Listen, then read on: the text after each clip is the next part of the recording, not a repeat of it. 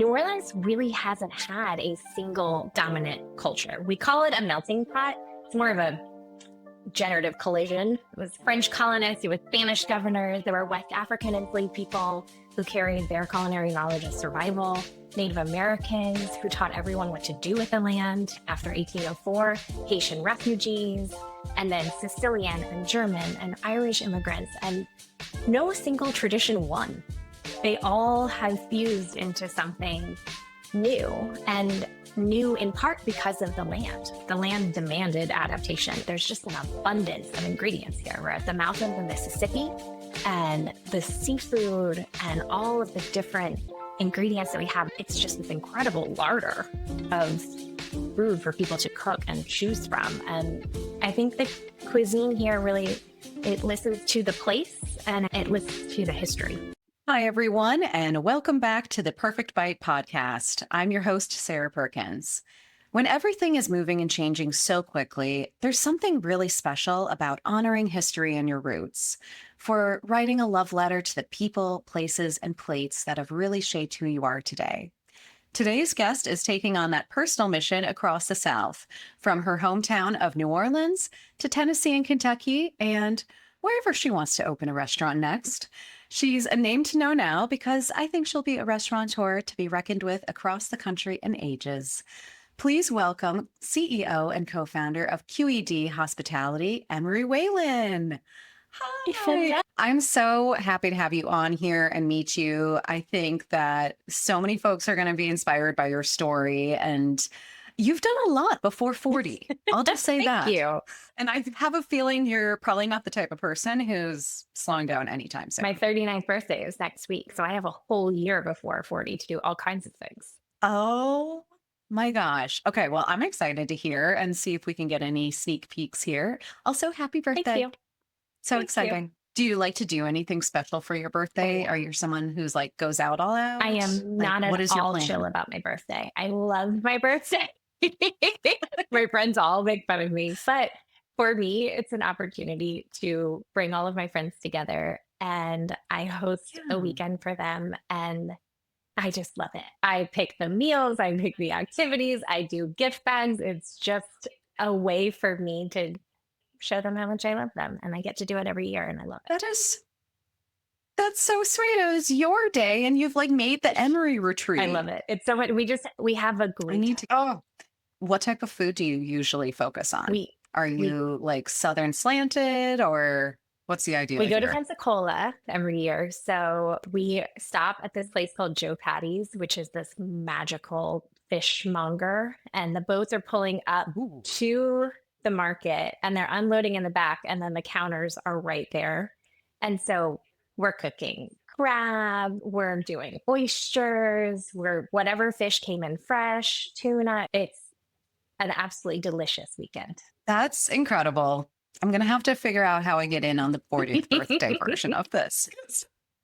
That sounds awesome. But I get it. I think, like, especially if you're someone who's in hospitality or you're someone who's always just focused on giving to others, there's something special when you do get the day for yourself. And in your case, you're still giving back to people, or it's the I don't have to make any decisions that day, or someone else is putting something together. You got to celebrate. Well, I do want to take things a little bit back here. So I always love to hear, when did you first fall in love with food? What was eating like for you growing up in your household? Eating in my household growing up was pretty terrible. I loved my mom. I loved my dad. They were amazing parents. My mom is a very talented artist. And, I think that is where all of her talent and creativity lived. My dad is an incredible lawyer, and it just wasn't a priority for them in the home. And I had a grandmother, my mom's mom, who loved food. Food was her love language. She had so many kids, and she was worried that my mom wasn't feeding us enough, which honestly she wasn't. So my grandmother would bring food to the house all the time. And I would go over to her house and she would cook for me. And I had an incredible relationship with her through food and through what she cooked. And my mom loved it. And it was not at all a thing on her radar. And every once in a while, she would try to cook.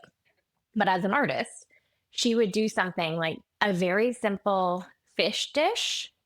She would then see a bowl of potpourri, like lavender, in the hallway and think, oh, it would be more beautiful if I would put this on top of the fish. And so she would go poison also.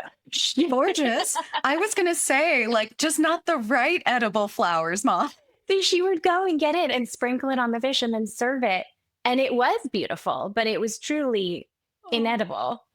But through that, I also learned to cook for myself because I was a hungry kid. I'm a hungry grown up.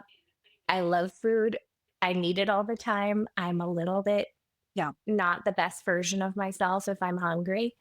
And I watched Julia Child cooking on public television. I watched every cooking show I could get my hands on. And my grandmother taught me how to cook. And then I also taught myself how to cook. And those are the moments that really defined me. My grandmother apparently, and it's terrible because I do this to my mom now, my grandmother would kick her out of the kitchen. And be like, get out of here. Know your place, yes, girl. Get out of here. And so I did it to my mom a couple of years ago. Oh, your grandmother used to do that to me all the time. That's why I don't know how to cook. And the reason I had kicked my mom out of the kitchen for that one was she was decorating I was doing a salt baked fish, and I turned around and she had started decorating it with different, at least it was herbs and fruit, so it was edible.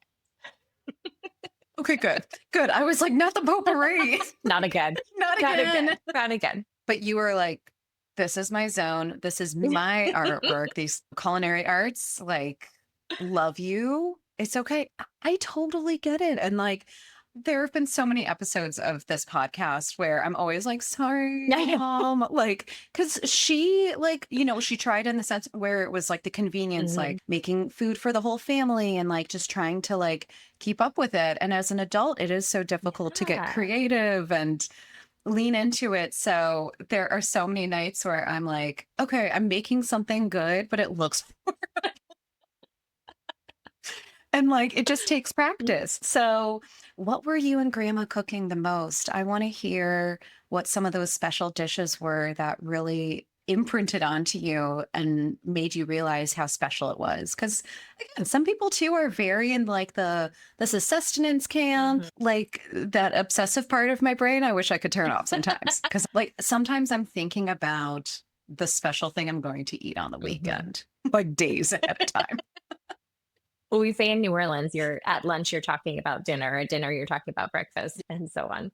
We were cooking. She is who taught me batch cooking before I even knew that batch cooking was a thing, because she had so many kids and then their kids had kids. And her house was always a revolving door. So she always had these huge quantities of food.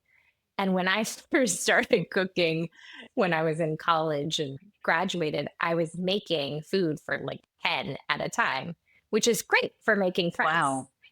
And and I did learn. I now can cook, you know, for one or two, and I've mastered that part. But we were doing red beans and rice. We were doing a dish that in Louisiana we call vegetable soup. It comes from the Spanish caldo, and it's mostly beef. It's not really vegetable at all. There are vegetables in it, but we call it vegetable soup. She made that. She made French onion soup, which at the time to me was this magical delicacy. And she even had, I have it now, she had this little torch that she would use to brulee the cheese. Brilliant. And I still have her bowls. God. She had these gorgeous bowls for it. And she had the torch, and I have both of those now, so I can make French onion soup for my friends. That is so wonderful. Or a creme brulee. I mean, she made a mean creme brulee. She sounds like a really special person. She was. She really took care of people. Yeah. And she hosted every day, could turn into a party. And she would throw together these little cheese poofs that were absolutely delicious to me as a kid, and still as an adult, I find them amazing. But that to me was the signal like, ooh, people are coming over. She's making cheese proofs. Oh my goodness. And you mentioned too, like a lot about that Louisiana, New Orleans food as well. I mean, you've got the Spanish influence, African, French to make Creole. What do you think still makes it so special and different today?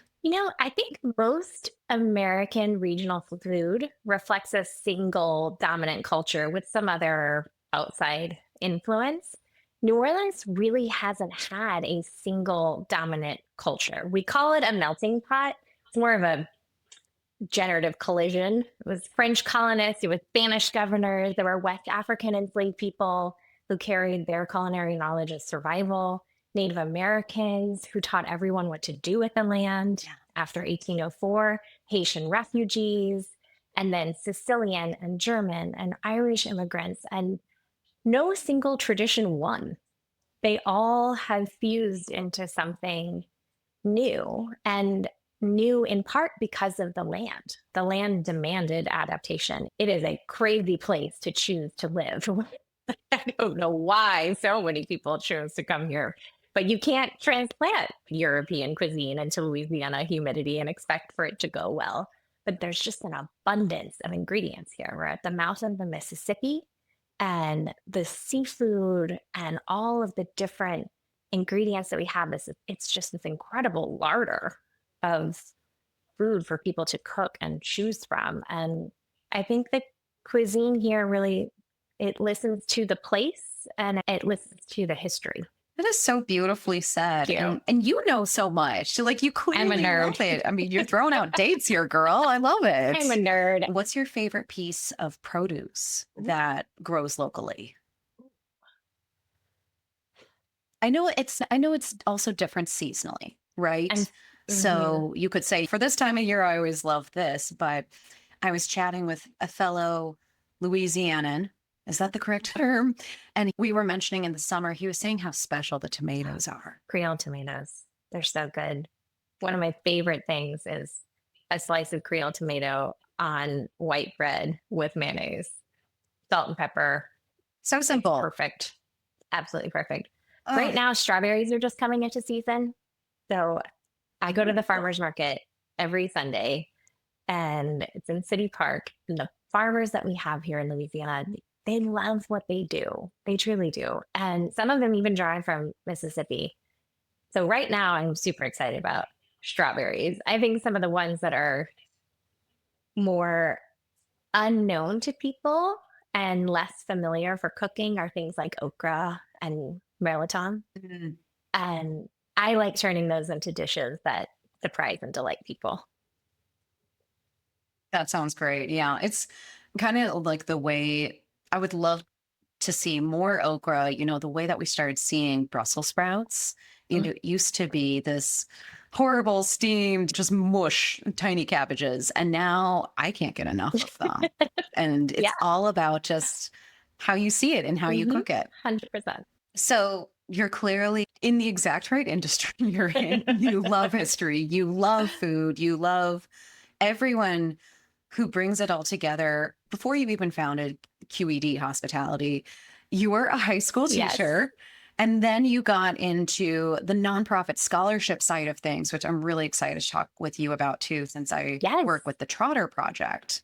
So talk to us about why becoming a teacher first. Like, what was that route as you were graduating college from Princeton? And then what led you down the journey so that you could really set yourself up to found this? It really started with graduating high school, because I graduated high school, had summer, was about to head off to Princeton, and then Hurricane Katrina hit.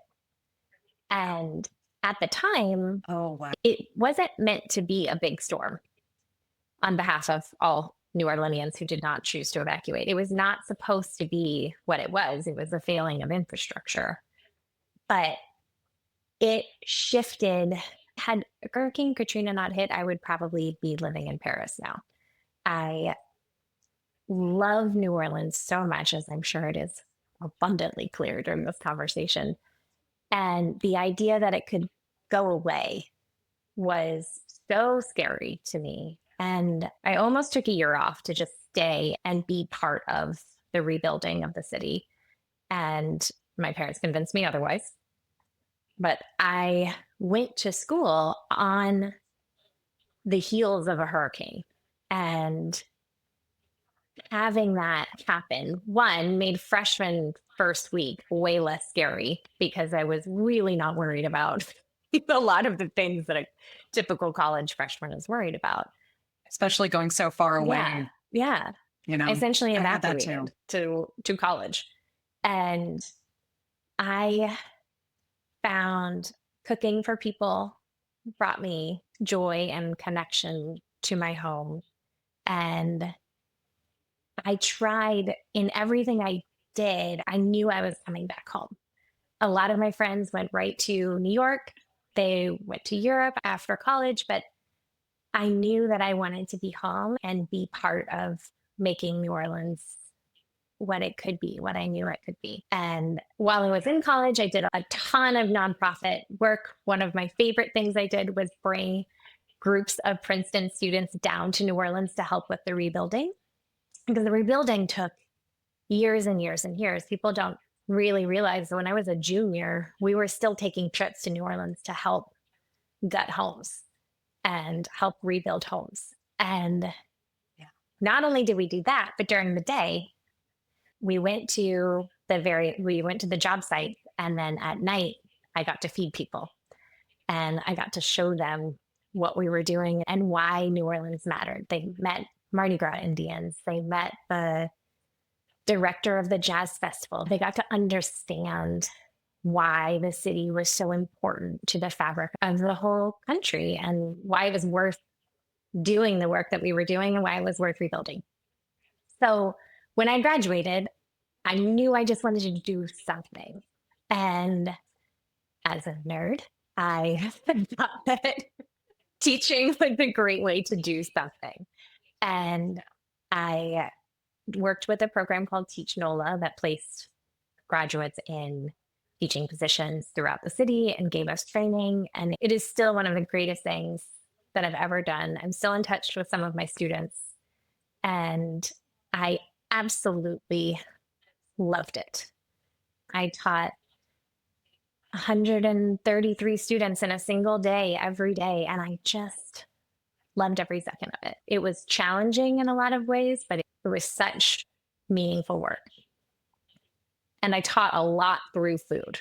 I was teaching French and Spanish, and so many of my classes were cooking demos or we're learning ingredients. And you were everyone's favorite teacher, weren't you? when you feed people, it really helps endear yourself to them. So I was still very, very connected to food. And I think I knew that there was something more. There was more to explore there. And I was hungry, not to be cliche about it, but I was hungry for more. Right. And I had an opportunity to go work for a restaurant group in town for a chef that was very well known at the time. And I fell in love with it. I started at the host stand. I fell in love with people and the connections and the conversations. And I still, though, knew leaving teaching was one of the hardest things I've done. And I told myself that when I did, I would have to have the same or more impact on people and on New Orleans as I did as a teacher. And that's a lot because there was a lot of kids that I got to interact with and be part of their lives. And so I really looked at my next role and the next step in my career as a continuation of that. And a woman who is now one of my closest friends in the world is Jessica Bride. She had the original idea for the scholarship program. She'd had an opportunity to study in New York and go to culinary school, and it changed the trajectory of her life. And she was in a position to help other people do the same thing. And so she came to the restaurant group that I was working for at the time, and they sent her right to me They're like, you know how to do those kinds of things. You love education. Yeah. Yeah. We had a lunch, we planned the whole thing. And as Jessica likes to say, every single door we knocked on opened. And we were able to create this culinary scholarship program for people from New Orleans to get to go to culinary school in New York and have that experience. We partnered with incredible chefs in the city for them to be able to stage and work in their kitchens. And everything was paid for. So they had absolutely nothing to worry about. And they got to just be there and soak it up and learn. And it was so fulfilling. And I'm so proud that it's still going to this day. Oh, I was going to Yeah. ask. Oh, good. So this is called MINO. What does MINO stand for? Made in New Orleans. Oh, beautiful. And so what are some of the culinary schools that you've partnered with? At the time, we partnered with the ICC, which had been the FCI, which was the French Culinary Institute, and then became the International Culinary Institute. Beautiful. And during your time that you were full-time on this, how many kids do you think that you ended up giving scholarships to? You also did the loans to farmers, which I think is so unique and just so needed. I mean, if we're talking 2025 and 2026, this is a huge change for farmers right now. I have some farmers in my family, so I've heard what's happening in terms of the macro environment, the tariffs that are imposed upon them. And they're just trying to figure out what the future looks like, because the average age of a farmer is about 65 right now. Yeah. For the students, at the first year we did 2. And that was, we did 1 and then we did 2. And the switch to 2 was informed by my mentor at Princeton, Melissa Harris Perry. And she was on the board of the Posse Foundation. And she really believed that if you're going to take students who have not had a lot of opportunity or a lot of access and then shift them off to New York, they need a buddy. They need somebody to go with. And that was how we grew to 2. And then the next year we did 3. And we kept getting more ambitious. And MINO, I think, now sends 2 to 4 a year.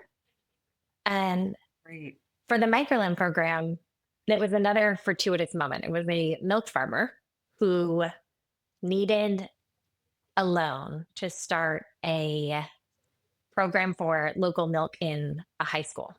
And they had an opportunity for a contract, but they didn't have the equipment in order to fulfill the contract. And they came to the restaurant group that I worked for at the time and again got sent to me. And talking to the farmer, I thought, well, wait, we can do you one better. Why don't we create a loan for you? And then we'll do it at rock bottom interest rates, just whatever is legal, the lowest legal. Say, like something that's not predatory. Exactly. Yeah. We were going for the lowest legal amount. And do that, couple you with mentors, add in a layer of business and financial education. And then you can really take that. And then you have an opportunity to pass that on, because as the loan gets paid back, we can then loan it out to another farmer. So it was an organic conversation. It was an ask and it was to fill a need. And in doing it, I got to meet so many incredible farmers in Louisiana and hear about what they're doing. It's sort of like restaurants. You have to be a little nuts to do it. You have to love it so Restaurants, much. entrepreneurship, farming. Yes. Farmers, I'd like to think, are some of the hardest working entrepreneurs in the country, for sure. There's so much out of their control. But they love it and they're drawn to the land and their product, whatever it is, whether it's peaches or chickens. It's something that I am so grateful to get to be part of, having helped that essential part of the Louisiana foodways continue. Yes. I imagine you're still involved from afar. From afar for MINO, yes. Yeah. Yeah. Amazing. Amazing. Well, I'm going to include that in the show notes for people to check out here Thank you. because that sounds amazing. You and I offline are also going to connect and Great. figure out if there's ways we can do something with Trotter Project since we do the scholarships for culinary arts, Amazing. hospitality, and food science Oh, agriculture. cool. I'm thinking of dinner. I'm thinking I got to come down I to New think that's Orleans exactly and the then we can answer. do like a dual thing. We'll figure this out. So, as you were telling your story too, has anyone ever told like the phrase, if you give a man a fish, they eat for a day or something along those. I'm going to butcher this, but if you teach someone to fish, they can feed themselves for life. I feel like you're the woman who taught people how to crab or to grow. And your passion is really behind almost this idea of feeding through education and food and love so that people can do more for themselves. Not to be dramatic, it's almost a slight reflection of your childhood when you were like, I'm going to feed myself, I'm going to figure this Yes. out. And look where it led Yeah. you. Yeah. I think absolutely having taught has changed the way that I approach solving problems. And it's Yeah. still to this day, if I'm working with one of my team members, it is absolutely through the lens of a teacher. And it is not Yes. just to solve the problem in the moment. I'm hoping that if I'm doing my best as a leader, I'm helping them be able to solve 10 more problems.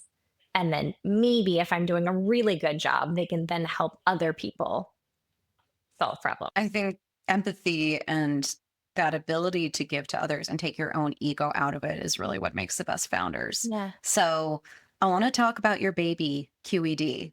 Let's hear about when you met your co-founder, Chef Brian Landry. What was the impetus there? What were the sparks of like, hey, we should start our own hospitality group? That's a huge undertaking. I will be very honest with you. I had no aspirations to own my own company. Well, I'm guessing you saw a problem then and you figured you were the one to solve Pretty it. much. Because I that's how it starts usually. I met so many founders I was on the Forbes under 30 list when I worked for another company, and I met all of these people who were founders, and they were Like intense. and they were Books. business owners. And I looked at all of them and thought, y'all are crazy. I have a paycheck that comes every 2 weeks. I don't actually have to worry about whether or not I have health insurance. I don't have to worry about if other people have health insurance. And I looked at that group of people as nuts. And then fast forward a few years later, I realized that if I wanted to do things the way that I believe they should be done, the only choice was to have my own company and to create my own. And Brian, my business partner, we joke that he has a crystal ball because for years before that, we'd worked at the same company. And he would always say, one day we're going to go into business together. And I said, well, it's unfortunate for you because I don't want to own business. So I love best this. of luck. And So he was already thinking about doing his own thing at that point. He yeah, was having those sparks as well. yeah, he is an incredible creative and innovator. And we have an amazing partnership because we are different. And Yes. I like to create structure around things. I like to be able to replicate things. I like to be able to then teach it, of course. And he is a visionary and he sees where we're going. And we like to say he sees where we're going, and I like to help build the path that gets us there. Yes. You have to have the 30,000-foot view. And then the person who's like, I know exactly every single tree that's in the forest that we're in right now. Yes. And it does create the perfect balance. It is so important to not think exactly the same, have the same exact background when you're working together. It is a business marriage, essentially. Especially as partners. So he was like wooing you not romantically. He was wooing you professionally for quite some time. What then was the idea of we're finally going to do this, the aha moment for QED? What does QED stand for? And what was the first concept that you opened with? QED is very dorky. It stands for quod, erat, demonstrandum. It is Latin for thus it has been proven. And it is typically at the end of a mathematical theorem. It's written at the end. It's a punctuation mark in math. And for us, when we set out to create this company, we didn't want to just talk about what we were creating. We wanted to prove it. And that we wouldn't just say we were going to do these things. We were going to show people that we were building something different. And that's where we got our incredibly dorky name, Math. I love this. I would have never guessed because I was like looking through your site. I'm like, I don't know what this is. Whose initials are these? Who is like, you just kind of break it down usually of like, combined names and here you go. Nope. It's a math term. I think the moment was when it finally crystallized for me that I wanted to do things differently. I wanted to be in control of how people were treated. I wanted to be in control of what was available to our team members for benefits. I essentially couldn't take anymore not having that control and not having that power to provide for people. And we left the restaurant group and we were really the first restaurant. We have a long history, but our first restaurant that we really created outside of the former restaurant group was Jack Rose. And it's a love letter to New Orleans. It's a love letter to the food, to the cuisine, to the joie de vivre of New Orleans. And it is a maximalist space. When you walk in there, there's so much texture and art. And it's a place where you can go and have really delicious food and well-crafted cocktails and enjoy yourself, enjoy your time, enjoy your friendships. It's warm and it's comfortable, but people still rock sequins every weekend if they want to. New Orleans. As you should. New Orleans. Oh my goodness, that sounds wonderful. I can't wait to come sometime. So why did you want to start out with a bang like this? And again, we're talking about 10 years ago when this first opened. You're in your late 20s at this point. What were the biggest challenges that you were also feeling and facing? You're finally opening your own concept. What were some of the things that you were not expecting that happened? The only thing that I was truly worried about at the time were the team members. We left another restaurant group and we transitioned a pretty large chunk of the team to us. I was going to ask, like, if folks like came along, if you were like, hey, not to use the word poaching, but you were essentially like, we're going to do this better. Do you want to come along with us? Yeah. And we had, at the time, Brian and I were running an arm of that company that was doing the Pontchartrain Hotel and the Thompson in Nashville. And we were able to carve that out. And anyone who wanted to come with us, it was a really graceful end, an exciting beginning. And spin off. Yeah, we spun off. And I was so obsessed with making sure that everything was as smooth as possible, that nobody missed a paycheck, the benefits were figured out, that all of those pieces were in order because I wanted it to feel good. I wanted it to feel like people had made the right decision. And that was almost maniacal in my focus on that. And that happened again when during COVID, we did not shut down as a company. We closed the doors to our restaurants, but within a week of closing our restaurant doors, we had stood up a customer service telehealth company. So all of our employees who wanted to were able to transition to a both very new but very familiar role, in that they were customer service representatives and they were helping people who had appointments at various hospitals in the Northeast transition those appointments to virtual visits with their providers. Oh my. And a lot of it was people who didn't know their iCloud password. So they couldn't download Zoom. So they couldn't open the app. So they couldn't get on the phone with their doctor. So we were helping walk people through those steps. And it was a great equalizer. You know, restaurants, there's the brigade system. A SOM is often more valued than a runner in terms of knowledge, but this was a great equalizer. It did not matter what you did before. Everybody was doing the exact same job. And So we had cooks, we had bartenders, we had runners, we had dishwashers, we had sous chefs, we had executive chefs, everybody doing this one thing together. And they were so good at it. And I was so proud of them because they're good at people. And they were taking care of people. They were taking care of people who were scared. They were taking care of people who were lonely. And we had one of our bartenders in Nashville got sent cookies by a very sweet grandmother in New Jersey who he helped reset her iPhone password so that she could get on the phone with these people. And it was one of the hardest things that I've ever done because it was less than a week that we managed to make this transition. And we were buying people headsets. What inspired you to do it as well?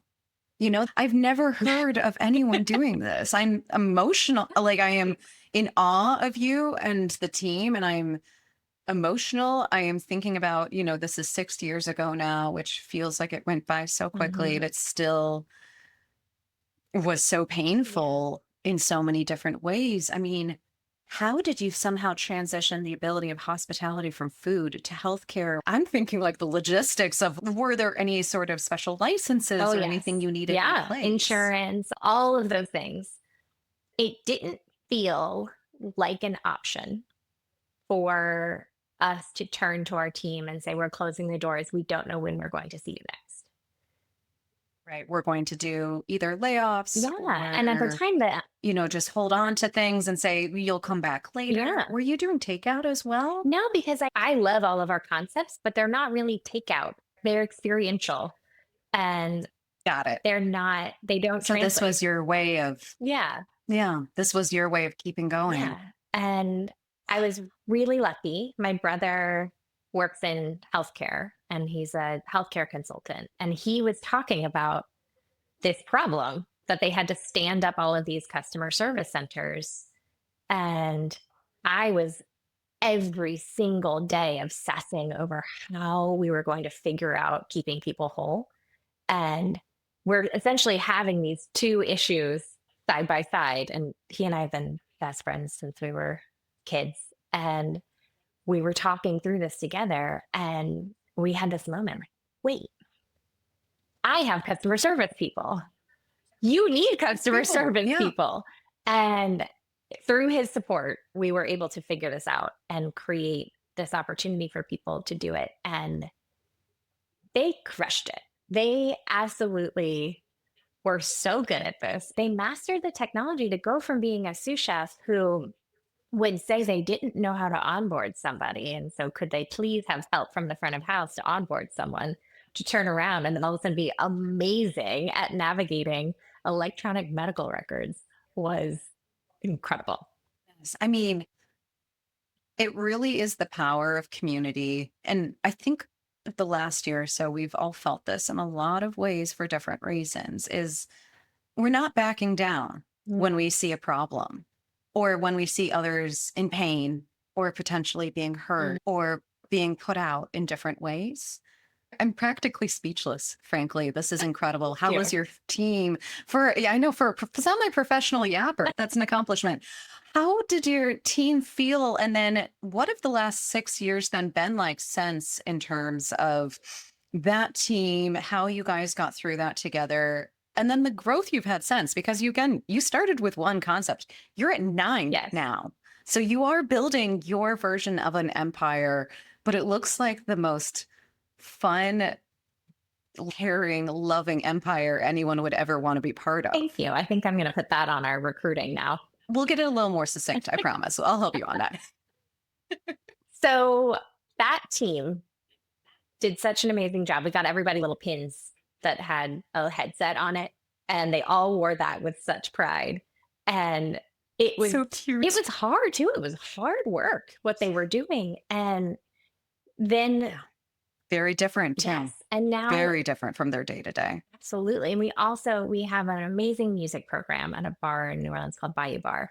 And we also opened it up to our musicians to participate as well. And there was this amazing moment where we had a bartender from Nashville come to New Orleans see the music. Jordan Anderson, who's an incredible pianist, he played Saturday night, and I introduced him to this bartender who's now in charge of our bar program in New Orleans. And I said, I keep trying to convince her to move down to New Orleans. We chatted a little bit. And then he's, wait, I know you. And they figured out they were assigned to the same queue of patients, and they knew each other from the days of customer service and healthcare. And just these magical moments where people still, they were able to stay connected to each other and to the rest of humanity by the service that they were providing. Yes. And it's common mission. It was just a different format Yeah. for that time. Yeah. Yeah.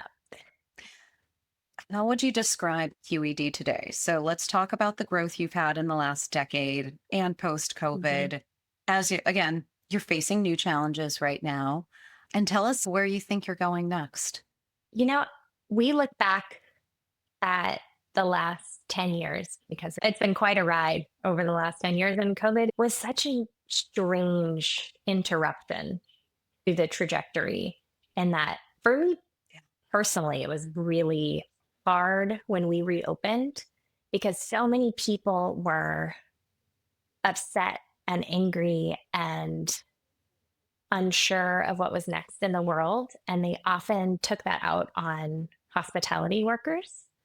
And yeah, very unfortunately. And a fundamental part of my core being is that I believe in the inherent goodness of people. And I really questioned that for a little while during that time because it was so hard on our team. And we did everything we could to protect it. We have a be nice or leave policy, and we enforced it. And I had crazy conversations to have with adults where when somebody was being unkind to a team member, I would say, listen, I know it's hard. I know you're scared. I know this is a terrible time in the world, and I am so sorry. But that doesn't give you license to treat people poorly. And if you can take a beat and take a breath, and you can be a better version of yourself in this moment, in this bar, then you can stay. If you cannot, then let's try again another night. And there were a lot of people who actually stopped and paused and apologized and continued on. Maybe they were kinder the next time they ran into someone. And then there were other people who got aggressive and said, what are you going to do about it? I would say, I'm not going to do anything, but that big man behind me, he's going to do something. This is where we get the big guys. How graceful, though. Thank you. Because I think, oh, yeah, what can I say outside of that is this trend we've noticed is folks then not seeing each other as people and like that they can take out, whether it's online, whether it's in person, if you're going to make me or other folks feel uncomfortable, unsafe, and like that they cannot be treated with kindness, then go to a different establishment or just frankly go home. Because we don't want that at other establishments either. And it is that funny, like, I love how you put that because I think that we are still in situations where this is happening quite a lot. And that is such a nice way to say that to someone. So we've really talked about your personal philosophy, your focus on hospitality here. And I think it's incredible. Thank you. Because it's not just about the food and drink that you serve. You do have to make people feel welcome and like they've had, like you said, this experience that they're never going to forget. Last couple questions here, because I could talk to you for hours and same. I know you don't have well, that. We're going to have dinner at Jack Rose soon, and it will be fantastic. We are. And then we're going to do some nonprofit work together too. And it's going to be the best. And I hope people listening are like, you can so easily make a friend like 1,000 miles away and know that we can continue good work here and just take that feeling into the rest of our weeks. You talked about this feeling that you want to give folks, whether they work for you, whether they're coming to your birthday retreat, I'm literally calling it your retreat, whether they're coming into your restaurants. What do you think are still the biggest misconceptions about the South and Southern dining and food that you wish people just knew differently or just like really embraced? Because when we think about the quote unquote best dining in the country, we're still so focused on our coasts here. Very true. I think what people often miss about the South is that it's not monolithic. Southern food is wildly different. It is not a single culinary region. The food of coastal Carolina has almost nothing in common with the food of the Mississippi Delta, which bears very little resemblance to Appalachia, which is categorically different from Louisiana Creole, which, by the way, we have Creole and Cajun in Louisiana, and they're different. And they are these distinct culinary civilizations, and we just happen to share a latitude. And to me, lumping them together is like saying that French and Italian food are basically the same because they're both European. I think that people miss an opportunity to explore Southern food and see all that it has to offer, in part because I think that sometimes it gets relegated to the land of simplicity. There's almost this condescension baked in with Southern cooking, that it's rustic, accidental, unsophisticated, but it's full. Fried. Yes. Just, Yes. is it just fried? Yeah. Is it just biscuits and fried chicken? No, it's full of extraordinarily demanding techniques. To make a roux, you have to be brave, you have to be precise, and biscuit making is a craft. Low and slow barbecue is a very difficult culinary technique. It is not something that is just to be taken for granted. And I think often the simplicity on the plate in Southern food conceals this enormous skill and enormous history in the kitchen. That makes me want to ask this then, this idea of there's so much more going on underneath. I was also in my mid-20s when I attempted a startup. And I imagine that you probably faced as you're entering this industry of restaurateurs. You're looking at usually older white men, to be honest, and some are okay, but some are okay. Some are allowed. What would you say to folks who as well are looking to start something on their own, and they're coming from backgrounds of being either a woman or a minority, essentially the person who's underestimated? Mm-hmm. What were some of the tricks that you were using, I imagine, in some of these conversations or deals, and how you were able to push through? Patience and taking great pleasure in being underestimated. I love it. As Beyonce said, the best revenge is your paper. Exactly. I get confused as a hostess to this day. One, anyone should be proud to be a hostess. And Yes. Two, it's an opportunity to see the real core of a person. I try to live by never letting any of my regrets be failures of kindness. And so I try to be the best version in these moments. And then there are other times where it's a little bit tempting to be fun and funny about it. The first time it happened, I introduced myself, said, "So sorry, we're on a wait. You do need to go to the back of the line. I apologize for the wait. But this is how this works." And all these lovely people have been waiting in line, and we do reward kindness here. So we'll see you. Yes. I'm sure their tail was very much between their legs. We'll see you momentarily. And yes, I do tell people when we're on a wait at the bar that we prioritize kind people. And it's really funny to watch people's brains reorganize, and that it's not going to work to be pushy and mean to the team. What will work is if you're so nice and you paint a picture of maybe you're trying to make an amazing moment. Maybe you're about to go propose to somebody. Maybe it's your friend's birthday and she had a really terrible year and you're trying to make magic happen. We're in it with you. But if you're not going to be kind about it, then you have to wait. It's always worked for me to be nicer in situations. Oh my gosh. Emery, this has been so fun.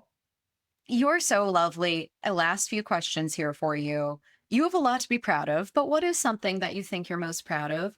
And how do you want to continue to grow? What do you think is in the future for you and the QED team? I'm proud of having team members who can say to me that they feel like this is a great place to work. That's all we're trying to do, is to just create I'm going to have to go back and listen to this episode and see exactly how you described it so that I can use it for future materials. But that is what we're trying to create. And in the future, my business partner, Brian, is working on a cookbook, and it is a part cookbook. I like literally thought this for you too. It's going to be a cookbook. And it is also coupled with profiles of all of the musicians who have played in Bayou Bar.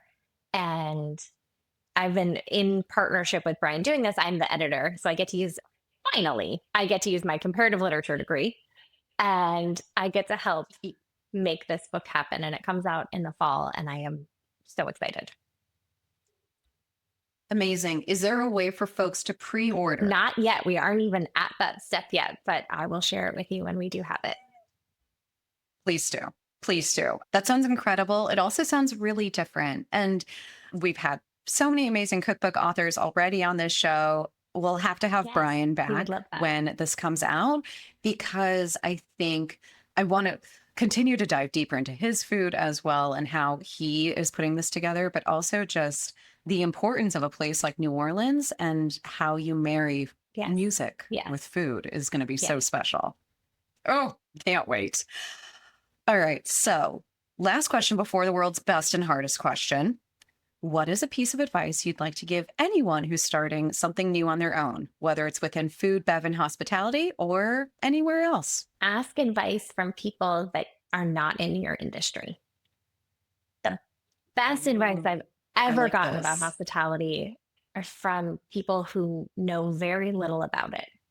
And I think when you ask if you have a challenge, whether it's with people or what's next in your life, talking to people who aren't caught up in the minutia of your industry can just clarify things in an incredible way. I think that might be the first time I've heard that version of advice. I love it. Thank you. Because it is that element too of take yourself out of the forest and see what other tips and tricks you can apply, a different perspective, so that you can get better at what you're doing. All right, Emery, here we are. A little reminder for folks, this is called The Perfect Bite because it's not only a perfect bite of the folks across the food and bev industry and the value they bring us, but also because we each have our own perfect bites. So a recipe, a memory, a moment, something you ate that you'll never forget that always brings a smile to your face. So Emery, what is your perfect bite? Very easy. My grandmother's French onion soup. Yes. And again, the brulee. Essential. That hand torch. That is so special. Oh, well, I hope you get to make some or have some very soon. We're going to need to check back in on not only the cookbook, but how this birthday retreat went. Thank you. And any new venues that you have coming. So can you let folks know where to find you? So social accounts, websites, different venues, anywhere else we need to follow along. Easiest place is Instagram at Emery Whalen. Very easy. And then you can link from there to QED. Our website is QEDHG, as in QED Hospitality Group.com. Perfect. And that's where folks can see the venues in New Orleans, Nashville, and Kentucky. Excellent. Well, folks have definitely a lot of places to choose from within QED's portfolio. Emery, thank you again so much. This was incredible. Such a pleasure. I know people are going to learn just a lot from this episode. So thanks again for joining me. And everyone, thank you again for listening in. This was Emery Whalen's Perfect Bite. Thanks for tuning in to The Perfect Bite today. You can listen to future episodes on Apple Podcasts, Spotify, and anywhere else you listen to podcasts. Thanks in advance for subscribing, rating, and reviewing. You can follow The Perfect Bite on social media at Perfect Bite Pod. Now go get something good to eat.